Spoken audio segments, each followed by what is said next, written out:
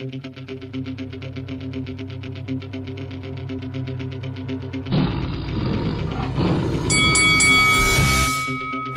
this is Carl the Cobra Frutch, and you're watching Lights Out. This is Faisal Khan for Lights Out, proudly sponsored by Spartans Law. Delighted to be joined by Mr. Jamie Moore. Jamie, good evening. Thank you very much for taking your time out to speak to me. How are you doing today? You okay? Yeah, I'm all good, thank you, mate. You? Yeah, very, very well. Thank you for asking, Jamie. Appreciate you taking your time out once again to speak to me. We sort of connected over the last few days when I asked you to sort of collab that video that I tagged you in. Almost 20 years looking back on that fight with yourself and Matthew Macklin. I mean, I know for a fact when I still watch that fight, I still get a headache watching it. It's one of my Yeah. favorite fights to watch till this day.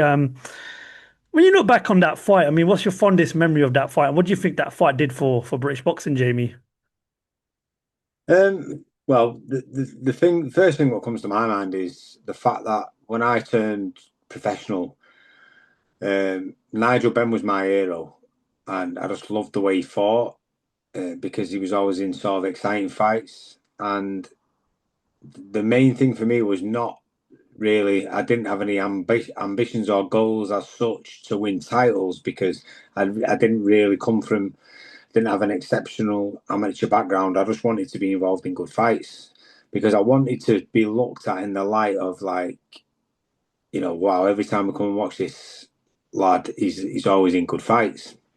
I actually did an interview with Manchester Evening News before my pro debut, and I said something along the lines of, listen, we're all from a sort of an area where there's not loads of money around. So if someone's willing to spend 20 quid on a ticket to come and watch me fight, then I want them to leave the arena going, well, that was well worth 20 quid. And so thinking about coming from that sort of mindset to then being involved in a fight, which nearly 20 years later people are still talking about, is one of the proudest things what I can say as an achievement in my career. I was involved in Fight of the Year 3 times, but that particular fight is one what people are still talking about. Literally every single show I go to, someone will mention it to me. So I'm proud to have been involved in a fight what people are still talking about. Well, like I said, my head still hurts watching that fight. It was a phenomenal fight and Tell me about it. You should a have been in fight, it. a fight for me that definitely gave that sort of extra spark to British boxing. Do you think we'll ever get another British title fight like that, or do you think there's going to take some topping for Do you know perhaps what? another fight to be better than that? I hope we do.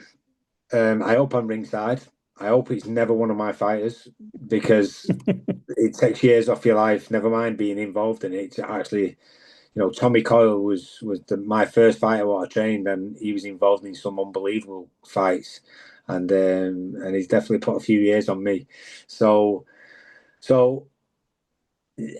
I always see comments every year when it comes around that fight, and it's like, oh, these were the good old days. You never get fights like these anymore and stuff like that. And you do get them. And fights like that, really, they don't come around that often because it takes two to tango to be able to do it. Styles have got to blend right. Both fighters have got to be in that mindset on the night where it sounds bad saying it out loud, but I'm going to say it anyway because people think it. You would literally die in the ring in that night because you will not stop in the goal of trying to win that fight. You've got to have that mindset as a fighter. As a coach, you're there to protect them, but I don't like pulling fighters out of fights from an entertainment point of view. But I have a duty of care to my fighters. And if I can see that they're in a position where they're going to potentially get knocked out and it's round the corner, or they're going to take sustained damage for no reason because they're past the point where they're going to win the fight, then I will always save them for another day because I've witnessed it. I've seen it happen loads of times. And a brave cornerman does a fighter no good. A smart cornerman, getting them out of there at the right time, saving them for another day, is a blessing to any fighter, I promise you. I 100% agree with that. And like I said, I still get a headache watching it, but a brilliant fight. I think, in my opinion, is probably the best British title fight we've ever seen. It's definitely going to take some topping to sort of get a better fight than that. Moving on, I know it's been a couple of weeks since the tragic passing of Ricky Hatton. I know you knew Ricky quite personally. As not only just a person that's involved in the sport of boxing, what did Ricky Hatton mean to you, to your career, and growing up in the sport of boxing? Because you and Ricky sort of come up at the same time, you was around each other at the same time, you both from the same neck of wood as well. What did Ricky Hatton mean to you, Jamie? Ricky Hatton was a friend. He was a fighter what I looked up to. He, as I mentioned in my post when I posted about it, he beat me when we was 15 years old, and we was friends ever since. And when he turned professional at 18, he was training in Salford, where I'm from, and I was working delivering beer. And I used to work weekends, so I would work a Saturday and a Sunday, and I would get given Monday and Tuesday off work. So Mondays and Tuesdays, I used to go and train at the Phoenix camp with Billy Graham, with all the lads down there. So, which at the time was a fantastic gym to train in. You're talking like Carl Thompson, Maurice Cole, Ensley Bingham, Steve Foster, Michael Brody, a real good crop of talented fighters at that time. And I used to go and train alongside them on a Monday, Tuesday, or if I was just passing at lunchtime, I'd just go in and I'd eat my sandwiches, just sat watching the training. And the amount of stuff I learned about body punching in particular in that gym was unbelievable. And Ricky was, I don't exaggerate when I say this, he was an absolute stalwart in paving the way for making fighters, particularly from Manchester, who could relate to him so much, paving that way for them to believe in themselves and go, do you know what? This is just your average, everyday kid from Manchester, and he's making waves on the world scene. And if he can do it, why can't we? And it was such a beautiful time to be coming through. And he really did pave the way for us all, to give me a lot of opportunities, especially towards the end when he topped the bill at City's Ground and he put me on the undercard on a Golden Boy show, which was a point in time in my career where it had stalled, and he gave me the peg up what I needed. And he was always doing that for everyone. He would help anybody if he could. And his legacy, my God. I think the most important part of his legacy is not necessarily his achievements, but what he stood for. Like people loved him because they could see themselves stood at the bar having a pint with him. That was the attraction to him. People looked at him and God, he's just a normal person, but he's hard as fuck. and that was literally the attraction. He was just your everyday Jack the Lad, and God, I loved him, man. He was such a top guy, and he's going to be missed. Unfortunately, obviously Ricky's passing has come to a shock to us all. I know he was scheduled to fight in December, and one thing that's been mentioned a lot of, and a lot of people in the boxing industry have spoken about, is mental health. And we did a podcast earlier on this week, and one of the topics we picked up on was mental health itself. Now, you're around boxers every day. You're in and around fight camps every day. You live and breathe the sport. What more has the sport of boxing got to do, especially as we're nearing towards fight weeks or when fighters are in training camps? What more has the sport got to do to protect our fighters from avoiding mental health? And what would you like to see, promoters, managers, and businessmen do to protect our fighters in the sport today?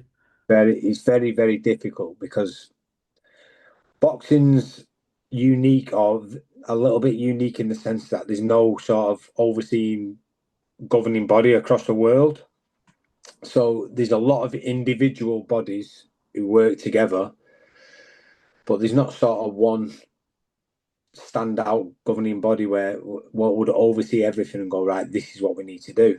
For instance, even every promoter, if that was the case, so you could potentially then get every promoter who put a big show on to put a small percentage towards some type of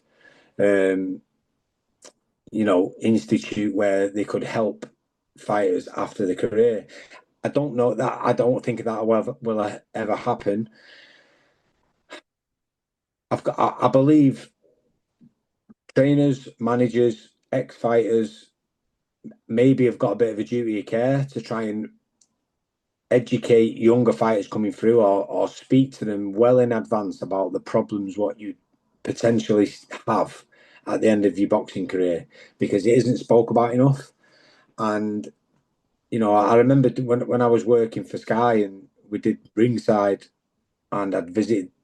We did a series called Life After Boxing, and I interviewed many fighters about the struggles after retirement and stuff. And it was sad because I think I did 12. I think I did one a month for a year, and 10 of them was sad stories. There was only 2 success stories out of the 12. So I think the vast majority struggle with the fact that it's all they've ever known. They don't really know what to do, and you're halfway through, really, roughly halfway through your working life career. So you need to, all of a sudden it's stopped dead. It's taken away from you, and you don't really know where to turn, where to look to. I was very fortunate because I didn't really earn a lot of money in boxing. I was actually skint by the time I retired. But I was very lucky that I walked into a job with Sky Sports because they liked me. They enjoyed my fights, and I could talk a little bit. And they got me on there. They got me on board. And for the first 5 years after my retirement was what I did. I worked for Sky, and it was a blessing in disguise because I was still involved in boxing without actually getting punched in the face. And I think that's the thing, is boxing's taken away from you. The only way I could describe the feeling of retiring from boxing was like grieving for someone, because technically what's happened is that part of your life, which is a huge part of your life because you commit yourself to it 100%, is gone, is taken away. And it's the closest thing what you can feel. It's like you're grieving for somebody else, but it's part of you what's gone. And I feel like that's why fighters make comebacks when they know they shouldn't, because imagine losing a loved one and you could bring them back to life. That's literally what boxers do. Even though they know they shouldn't, they do it because they don't really know what else to do. So I think education, speaking about it more, people who've experienced it, and I try my best to do it. I say, listen, make sure you get things in place. I don't like, I think fighters are scared of looking at it and going, I don't want to take my eye off the ball. If I'm looking at retiring, then I won't commit myself to the sport 100%.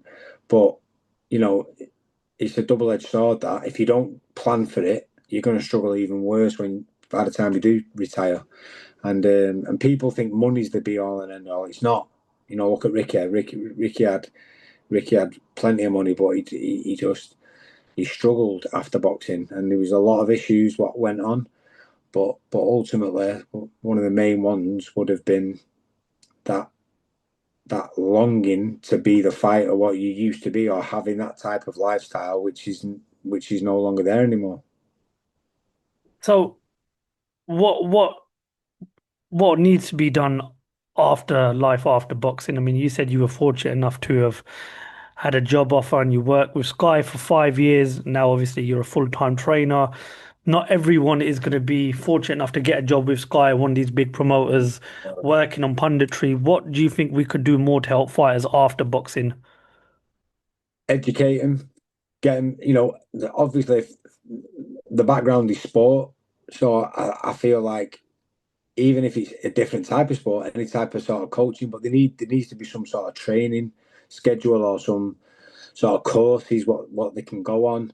I mean, listen, I don't know the answer. The honest answer is I don't know the answer. Otherwise, it'd have been already done before. Because if it was that straightforward, someone would have done it. Especially if someone could have found a financial tool in it where they could have made money themselves, then they would have made it up. I really don't know the answer, and it's sad because these are people who are cut from the same cloth as me. They've come from, vast majority come from my type of background, and what saves their life eventually, and a lot of circumstances, ruins it because it's taken away from them, and it's such a shame. And there's very, very few success stories afterwards, and you don't hear a lot about the people who struggle because they just sort of get cast aside and drift away, and it's so sad. Well, fingers crossed. Hopefully, we can all, everyone in boxing can now help fighters after boxing and even during their careers as well, because it's a tough sport and it's a sport that could take its toll on absolutely anybody. And obviously, look, our condolences once again go out to Ricky and his family. We'll try and move on because obviously, just like yourself, it's going to be impossible to forget somebody like Ricky Hatton, especially with what he contributed. And I was fortunate enough to have met him and interviewed him a few times over the years. And yeah, it'll be tough to forget about Ricky Hatton, but we'll be sure to remember the good times and what he gave to British boxing and, of course, the boxing world. October 11th is a big night for Dave Allen with Arslanbek Makhmudov. Dave Allen's come back into the sport. Obviously, he came back last year, 2 fights with Johnny Fisher. What's the difference with this Dave Allen to the one that before he took a break, the one that was fighting regularly? What have you noticed different about Dave Allen? Where's this hunger come from now? Um, he, to say you can put your finger on it is very, very difficult. But in my opinion, he's having kids. Having kids has given him, I believe, the motivation and the determination to change his life for the sake of his kids. He was still young enough to do it. When he took the Fraser Clark fight, he wasn't ready to take the fight. He just took it because it was an opportunity. I believe he asked me to train him for it because he knew that I wouldn't let him get hurt, and I didn't. And it wasn't that he was sort of on the verge of getting knocked out. I just knew that he wasn't fit, and by the time he got to the 8th round, the opportunity what he had ever had of winning the fight was going away round by round, and those last sort of 4 or 5 rounds could be career ending. Mm-hmm. And if I'd have left him in there, I don't think it's within any doubt that we would not be seeing Dave Allen fight now, because the accumulation what you take in those last rounds, especially when you're not fit, can make a huge difference on your future. So no, we didn't know that at the time, but obviously this is hindsight, and I firmly believe that I saved him. I didn't necessarily save him to fight another day, like I spoke about earlier, because I thought that was going to be him done. But in hindsight now, we did save him, and it looks like we've saved him to fight another day because he's turned his career around. He's had a great win against Johnny Fisher last time out, and now he's going in with Makhmudov, which scares him to death. But as you can see, he's put the work in, and he's ready to go. Eddie Hearn has said that if Dave Allen can win this fight, there are big fights waiting for him. Now, one thing I've realized about you is that you only want what's best for your fighter, which is brilliant. Now, you know Dave better than I do and probably better than Eddie Hearn does. Let's say Dave can get the win against Makhmudov. Who would you like to see him go in the ring with? I mean, he's spoken about Deontay Wilder. I mean, there's still the British title out there. What route would you like to see him take? And I know he can't obviously look past Makhmudov, but what can we expect if Dave Allen can get a win on October the 11th? I know Dave's always wanted to win the British title, and we was up for the TKV fight if the board would have allowed it, and unfortunately they had other plans, which was fine. So that means that for me, Dave Allen at this stage of his career just needs the biggest fight he possibly can, because while he's in this form, in this type of mindset, and in the shape he's in, I just want him to try and fulfill his full potential.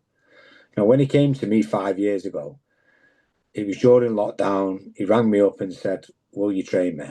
He said, "I've got this fight. It looks like Eddie's going to put me on a bill behind closed doors." And I don't know why. I had a good feeling about it. I was like, you know what, Dave? I'd known Dave for a long time through working for Sky. And I was like, yeah, do you know what, Dave? We'll do it. And I don't know why. It didn't quite work out. The fight fell through, the first one. Then the second one was Fraser Clark. Then he rang me up and said, "I'm just going to have a few 4-rounders just to keep me towing, but I'm not going to come to Manchester to train.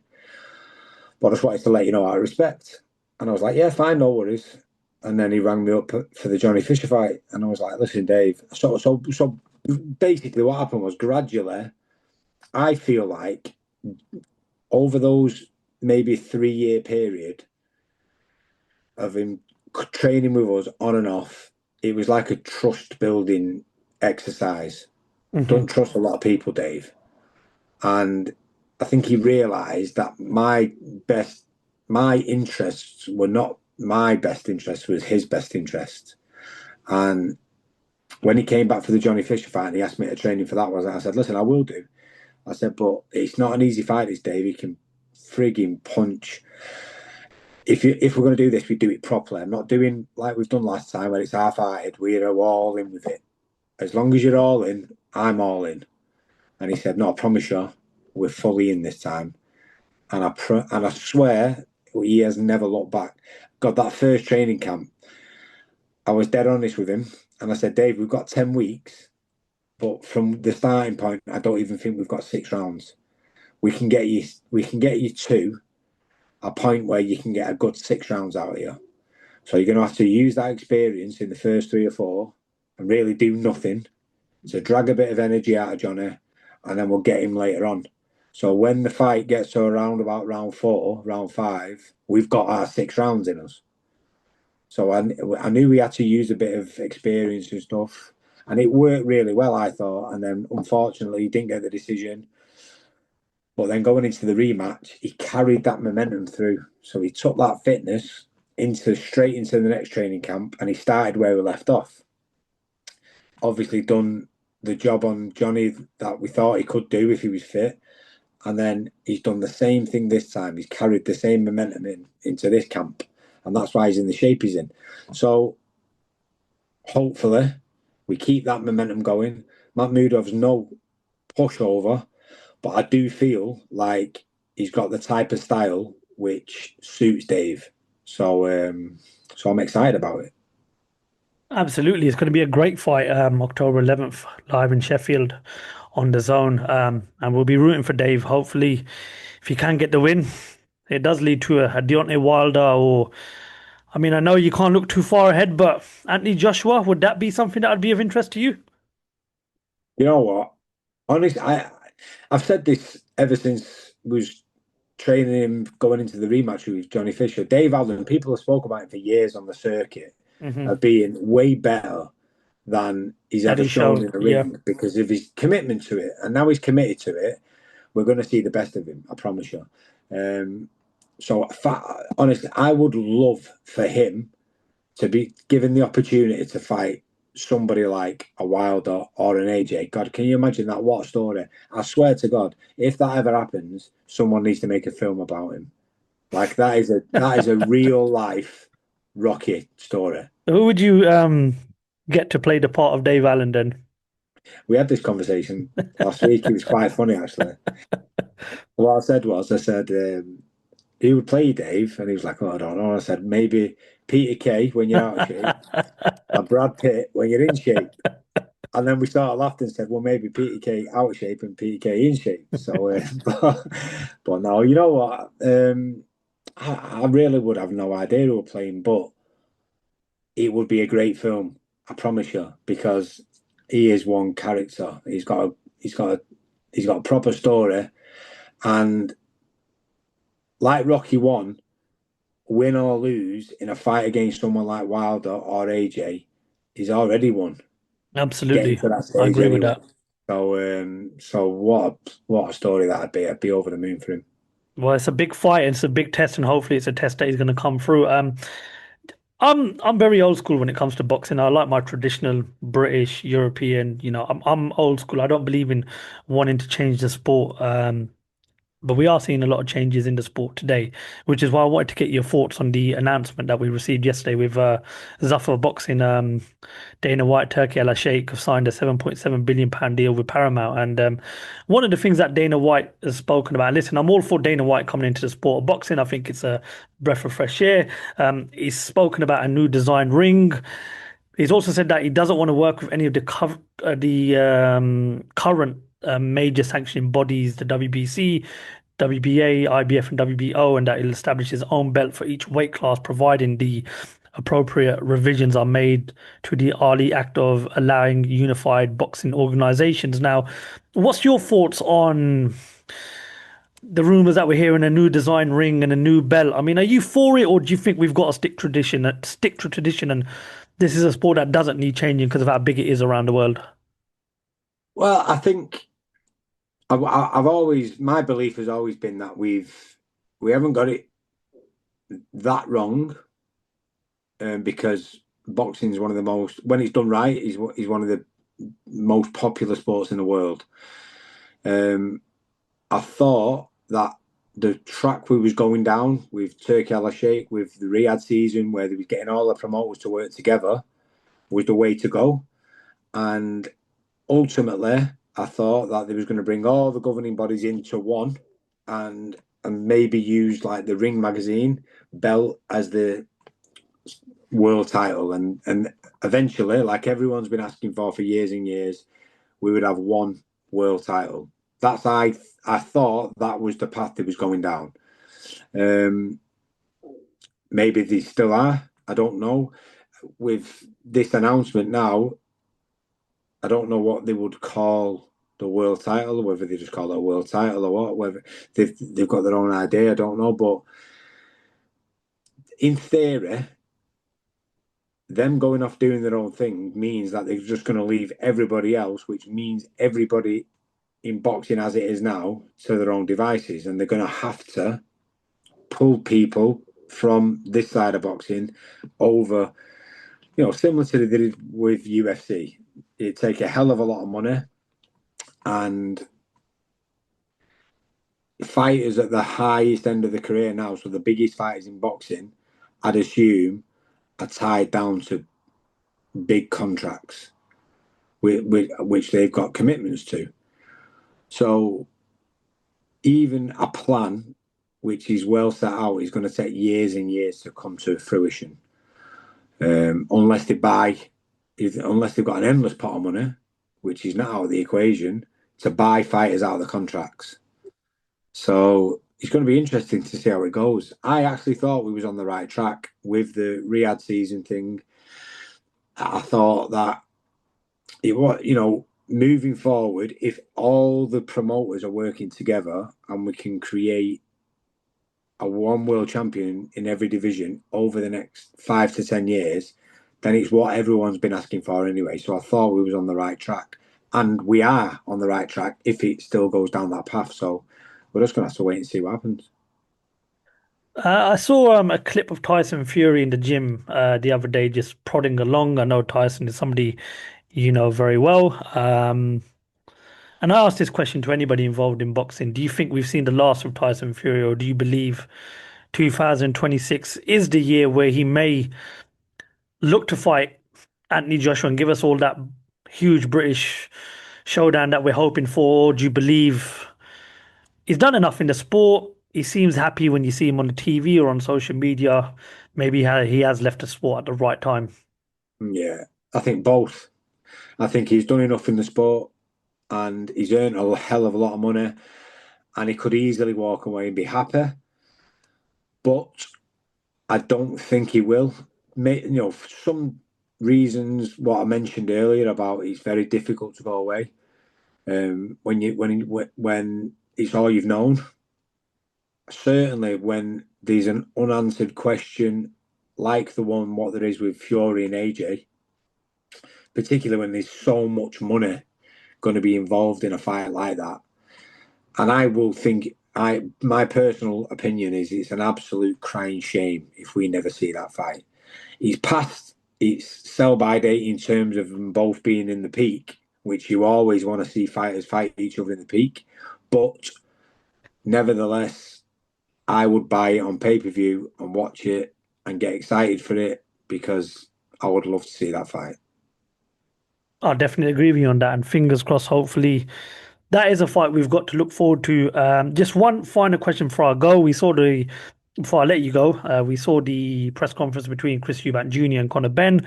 The rematch is scheduled for November. Just give us your prediction for that fight. How do you see the rematch going? Repeat or revenge? This is a rematch what I'm looking forward to seeing. Main reason being, there was always a weight issue with Eubank. So, and even though he got through a tough fight last time, that I do believe the weight was an issue. I also believe that Conor Benn is improving, will have improved from that performance, whereas Eubank is, a lot older than Conor, and I don't think will improve. In fact, I think the opposite. I think a fight like that last time can take a lot out of you. And is that going to be his last sort of big hurrah? So there's a lot of questions on Eubank's side, whereas I think Conor has got more time to sort of fill out into that natural size and also can learn a lot from the first fight. So it was a close fight. There was a couple of rounds in it where I thought Eubank just pipped it, but I would not be surprised if Eubank done it again. I wouldn't be surprised if Conor Benn pulled it back this time. I wouldn't be surprised if Conor Benn won quickly because he's learned a lot, because he's at that age, Conor, where you seem to make up ground in your improvement when you're at a high level. And I feel like that age of sort of 26, 27, 28 is your strongest point, and he's going to be an hard man to beat, put it that way. We shall see. It's going to be a great fight. We're really, really looking forward to that fight. Jamie, before I let you go, is there anything else that you would like to add? No, nothing. Okay, well, before I let you go, appreciate you resharing the videos that we tagged you in yesterday, and I really appreciate your time, and hopefully we're going to catch up with you at Fight Week or at some point later down the line in the future. But once again, thank you so much for your time, and thank you to speaking to Lights Out Boxing tonight, Jamie. I really appreciate it. No problem. Top man. Cheers. God bless. Thank you for your time. Thanks, mate. All the best.